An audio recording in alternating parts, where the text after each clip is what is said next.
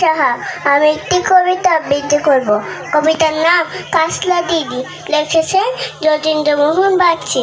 বাঁশবাগানের মাথার ওপর চাঁদ উঠিছে ওই, মাগো আমার শোলক বলার কাসলা দিদি কই, পুকুর ধারে লেবুর তলে থোকায় থোকায় জোনাক জলে, ফুলের গন্ধে খুব আসে না, একলা জেগে রই, মাগো আমার কুলের কাছে কাসলা দিদি কই, সেদিন হতে কেন মারা দিদি রে না ডাকো, দিদির কথায় আসল দিয়ে মুক্তি কেন ঢাকো, খাবার খেতে আসি যখন দিদি বলে ডাকি তখন, ওখান থেকে কেন মা দিদি আসে না গো, আমি ডাকি তুমি কেন চুপটি করে থাকো, বলো মা দিদি কোথায় গেছে, আসবে আবার কবে, কাল যেমন নতুন ঘর নতুন বিয়ে হবে, দিদির মতন ফাঁকি দিয়ে আমিও যদি লুকোই, তুমি তখন একলা ঘরে কেমন করে রবে, আমিও নেই দিদিও নেই কেমন মজা হবে, বৈশাপতে ভরে গেছে শিউলি গাছের তল,